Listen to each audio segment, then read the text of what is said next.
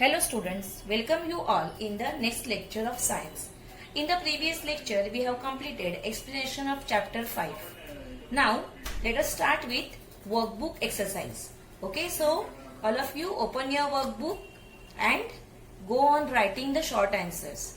I am going to share the PDF on the WhatsApp group, so that will help you to write down all the answers. Okay, so now I am only discussing the questions. So, let us start.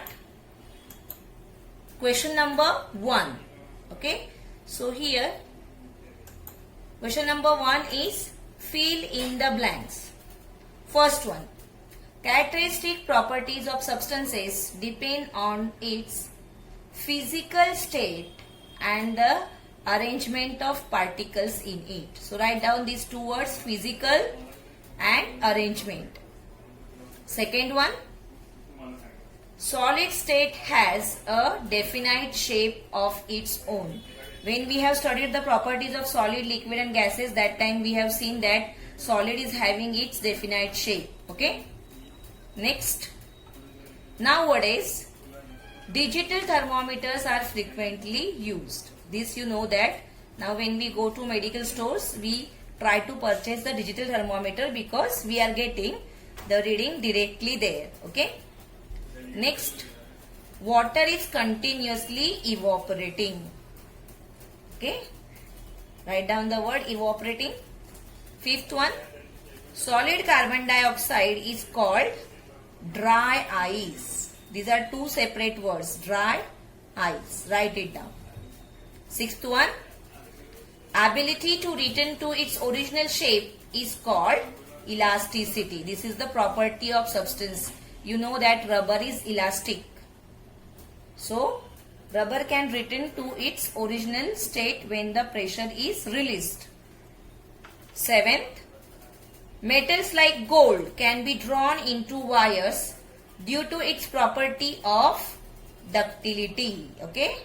You know that malleability means we can make the thin sheets and ductility means we can make the wires. Okay. So, write down all these. Let us go further now. Question number 2. One word in the following statement is wrong. Correct it and rewrite it. Okay. So here directly I have given you the answers. Okay. So which word? So I will tell you the wrong word and then you will write down the correct answer where the space is given below. Okay. So first one. Boiling of water means sublimation. So sublimation word is wrong. In place of sublimation, you underline the word sublimation there and down you are going to write ebullition. Correct? Boiling of water is called as ebullition. It is not called as evaporation. Evaporation means water is continuously evaporating at any temperature. Okay, but when it boils, that is called as what? Ebullition. Okay, so this is the correct word here. Second one, each substance has a specific condensation point which is same as the melting point. Okay, now condensation means what? When the liquid is getting converted to the gaseous state. But melting here is what? Solid is getting converted to liquid state. So here that condensation word is wrong. Underline that word condensation and the correct word you will write is freezing. You know that freezing point and melting point is same and boiling point and condensation point is same. Okay. So that condensation was the wrong word. Next, sand is melted to make wax. So what is wrong word here? Wax is wrong word. You will replace wax by glass. Sand is melted to make glass. We have studied that glass is prepared from sand. Okay. Next, to check whether the white powder is salt or chalk powder, we use the property of hardness as the confirmatory test. Okay. So here we cannot use the property of hardness. You know that here salt and chalk powder, the property we have to use is of solubility. That salt is soluble in water but chalk powder is insoluble in water. Okay. So underline the word hardness. You have to replace the word hardness by solubility. Okay. So solubility is the correct word here. Fifth one. Upon heating, the crystals of iodine convert into liquid. See, iodine is a sublimatory substance. Okay. Sublimation takes place when iodine is heated. That means what? Iodine does not get converted to the liquid state, but directly it gets converted to gaseous state. Okay. So here either you can use the word gaseous state or you can use the word vapor. I have used the word vapor, which is very easy. Upon heating, the crystals of iodine convert into vapor, or you can say gaseous state. Sixth one. Liquids flow downwards from the slope. This property is called transparency. Immediately you can see that the transparency is the wrong word. When the flowing takes place, it is called as fluidity. Okay. So underline the word transparency and then you are going to write fluidity. Okay. So complete it. Behind also the space is provided. So write one sentence on one line properly. Now question number 3. In a paragraph below, write solid, liquid or gas in each of the brackets depending on the substance referred to just before. Okay. So here you have to write whether the substance is solid, liquid or gas. So it's very easy. See. On a bright sunny day, Riya and Gargi were playing with a ball. So ball is what? Solid. Write it down. Solid. Very easy it is. In the park. Gargi feels thirsty. So Riya brings tender coconut water for her. So tender coconut water. Water is what? Liquid. So write down liquid in front of that. Okay. So it is very easy to write. At the same time, a strong breeze starts blowing and it also begins to rain. So breeze means you can say wind. Air it is. So it is gas. And rain is liquid. So write down liquid. Next, they run back into the house. House is solid. Okay, so write down solid there. Change their clothes. Clothes are solid. And then their mother gives them a cup. Cup is what? Solid. Of hot milk. Milk is liquid to drink. Okay, so this was very easy question. Only you need to write the state of the substance properly. Next one. Who am I? Okay, so first one. I am found in thermometer. I measure temperature. You know that mercury is the metal which is used in thermometer. So write down mercury there. Second, I make things hot or cold. When we have seen the change of state, that time I told you that heat plays the important role in the change of state. That means whether the substance is becoming hot or cold, it is either because of the gain of heat or the loss of the heat. Okay, so the correct answer here is heat. I have no shape whatsoever. Okay, so when we have studied the properties of solid, liquid and gases, that time we have seen that only solid is having a proper shape. But here no shape. So which are the two states? Liquid and gas. So write down liquid and gas. Fourth one. I dissolve in water but not in kerosene. When we have seen the test of solubility, that time we have seen that salt is soluble in water but not in kerosene. So the answer is what? Salt. Okay. Let us go further. As I have said, I am going to share PDFs only. You try to understand the answers and then you can write it from the PDF. Okay. So question number 5. Write the properties of these substances. First one is water. Okay, so here I have written some properties. You can write down the properties by yourself. Okay, so first of all, water means first of all you will discuss with its state, that water is a liquid or water is in liquid form which is used by every living organism. Second one, in solid state it turns into ice. In gaseous state it is a vapor, or you can use the word steam. The boiling point or the condensation point of water is 100 degrees Celsius. We know that water boils at 100 degrees Celsius.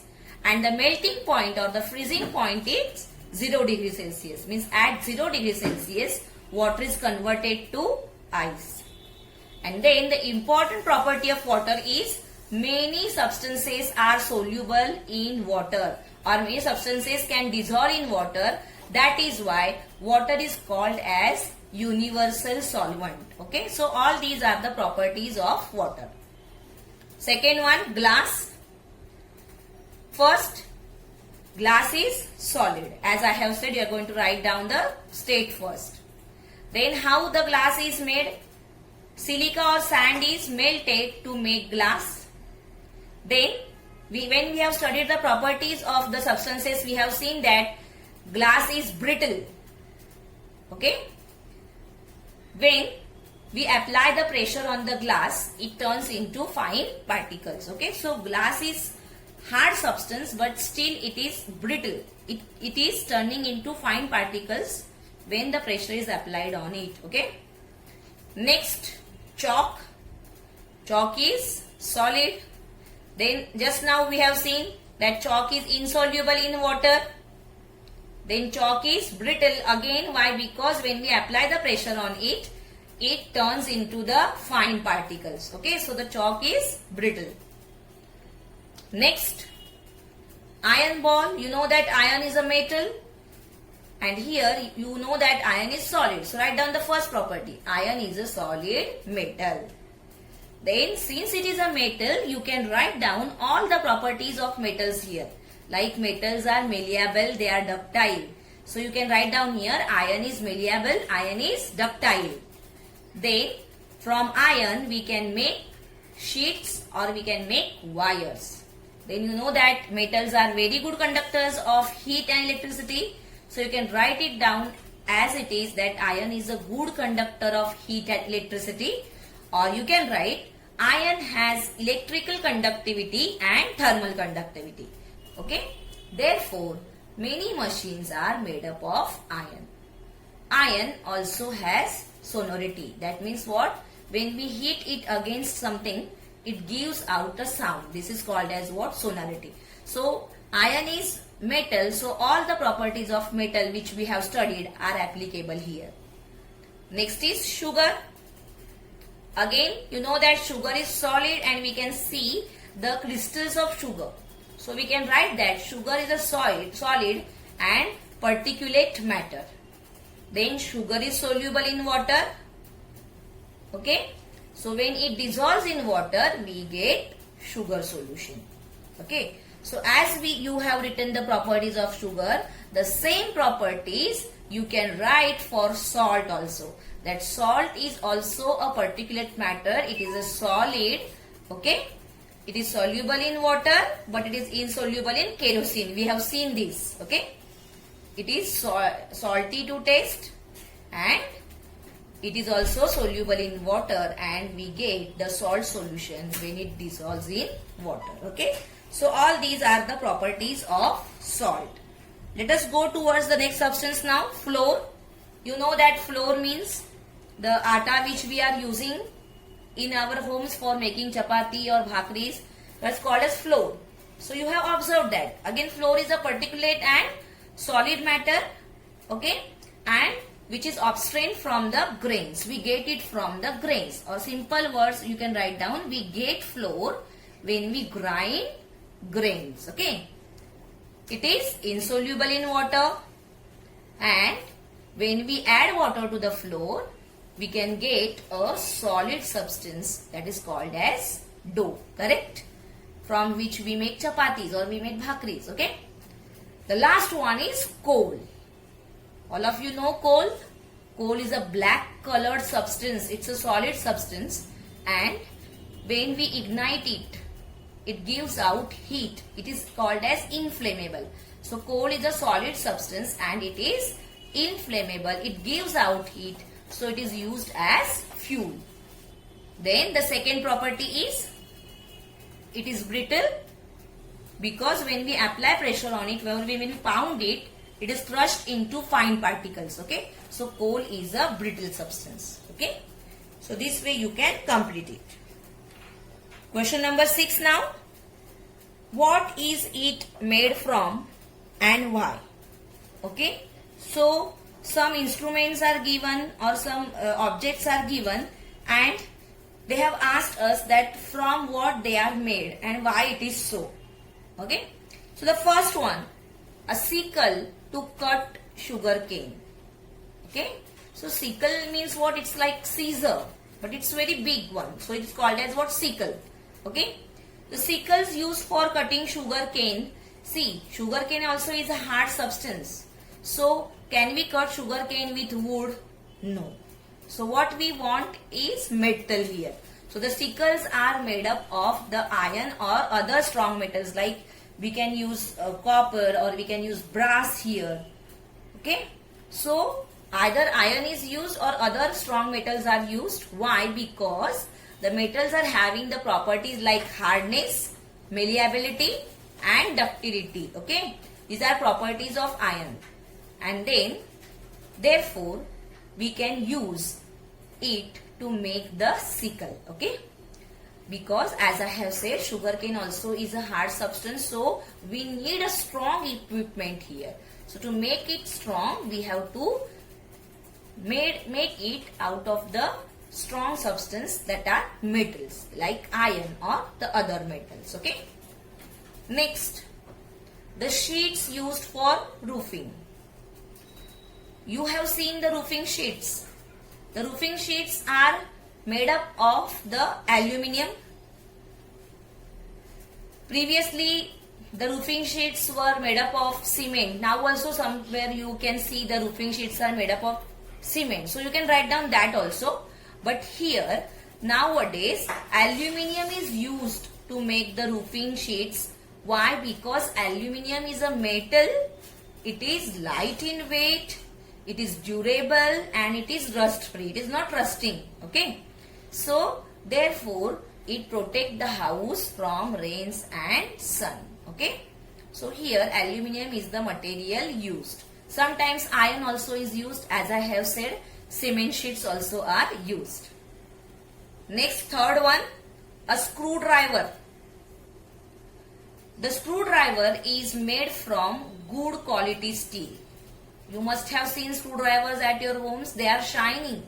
Okay, silver color it is having. So they are made up of what? Good quality steel. Why steel is used and why not aluminium is used? Because aluminium is a soft substance, but here steel is a hard substance. It is a mixture of different metals. Steel is an alloy. Okay, steel is not a metal. So when 2 or 3 metals are mixed, we get steel. So therefore steel is strong and therefore it is helpful in joining the nuts and bolts. Okay, and the work done by the screwdriver thus becomes efficient because steel is strong. Okay. Next, a pair of tongs. A pair of tongs we are using in the kitchen. You must have seen. Okay. So previously the pair of tongs were made from iron, but nowadays they are made from stainless steel. Why? Because you know that iron rusts. Okay, when we use iron, after some time it starts rusting, but stainless steel, which is a mixture of metals, which is the alloy, it is durable, it is strong and it is rust free. That is why the pair of tongs, they are made up of steel. Okay, so here they are used in kitchen and that is why it is made up of a high quality alloy, that is steel. Okay, by using the different metals, high quality metals, pair of tongs is used. or made. I'm sorry. Next, electrical cables means the fine wires which carry electricity. So these cables, they are either made up of copper or aluminium. Why? Because metals, they are very good conductor of electricity, and from that copper, gold and silver, they are the very good conductors of electricity. But you know that gold and silver, they are very expensive. So copper and aluminium are used for making electric cables. Okay. So here, since they are very good conductors, the electric cables are made from copper. Next, ornaments. You can write by yourself how ornaments are made. So you can write down ornaments are made from gold or silver. Nowadays, we get platinum ornaments also. So platinum also is used for making ornaments. Why silver, gold and platinum are used for ornaments? Because they have luster, they shine. Also, they have the characteristic of ductility and malleability. Okay, that means very fine wires and sheets can be drawn by using gold, silver and platinum. So that is why they are used for ornaments. Then we see that diamonds also are studied in ornaments. And why diamonds are used? Because diamond is the hardest substance and it has a shine. That is why gold, silver, platinum, these are the metals used for ornaments, and also diamonds are studied in that to make them more attractive. Okay, so these are the things which are used to make ornaments. Now let us go towards the last one, that is pots and pans. Okay, so all of you have seen pots and pan in your houses and you know what are they made up of. So again, they are made up of different metals. Which metals are used here? Aluminium is used. Then stainless steel pots and pans are there. Stainless steel is an alloy. It's a mixture of different metals. Also, brass is used. Brass is also an alloy. Two or more metals, when they are mixed, that time we get steel and brass. They are called as what? Alloy. So aluminium, stainless steel and brass, they are used for making pots and pans. Again, why they are used? Because they are metals. And you know that metals have the characteristic of thermal conductivity. That means what? They are very good conductors of heat. Then stainless steel is the material or is the alloy in which chemical reaction do not take place. Okay. So why we are using stainless steel? Because the chemical reaction with the food do not take place here. That is why these materials, aluminium, stainless steel and brass, these are used to make pots and pans. Okay. Now, next, question number 7. Here some questions are one sentence answers and some questions are little bit brief answers they are having. So let us see. First one, what did scientist J. Willard Gibbs show? Okay. So here what he showed is the characteristic properties of substance depend on the physical state and the arrangement of particles in it. Okay. The first pill of which we have seen. So this was showed by scientist J. Willard Gibbs. Okay. So write down the answer. Scientist J. Willard Gibbs showed that the characteristic properties of a substance depend on its physical state and the arrangement of particles in it. Second question. Which unit is used to measure the body temperature? When we discussed thermometers, that time I told you that to measure temperature, two units are used. One is degrees Celsius and other is degrees Fahrenheit. Our body temperature is 37.6 degrees Celsius, nearly 37 degrees Celsius you can see. But in thermometers, generally we say that I am having fever 101, 102. So that is not in degrees, that is in Fahrenheit. Okay. So the body temperature is measured in Fahrenheit. Okay. So which unit? Fahrenheit. Simply you have to replace the word here, that is Fahrenheit. Fahrenheit is used to measure the body temperature. Okay. Or the body temperature is measured in Fahrenheit. Next one. What is sublimation? The answer is given in textbook very clearly. And then write the names of everyday substances that sublimate. Sublimation means what? I explained you that when the solid substance on heating is getting converted directly to the vapors without changing into liquid, this is called as what? Sublimation. Okay. So you write down the answer. The change in the solid substance upon heating directly into a gas or vapor without changing into liquid is called as sublimation. And the everyday substances which we can give here, or the names we can write here, are camphor, naphthalene balls, iodine crystals, ammonium chloride, or nausagar. Okay. So these substances we use in our everyday life, and these are sublimatory substances. That means they do not get converted to liquid directly, they get converted to gaseous state or to the vapors. Fourth one, how are metals obtained? So when we have seen the properties of metals, that time we have seen that the metals are found in the crust of the earth. So metals are found in the form of minerals deep inside the earth's crust. They are removed and the minerals are processed to obtain metals. Okay. Then the last question here is, use your brain power. On opening a box of camphor, its smell spreads all around. Why does it happen? So see, camphor, just now we have seen that camphor is a sublimatory substance, or camphor is a substance that shows sublimation.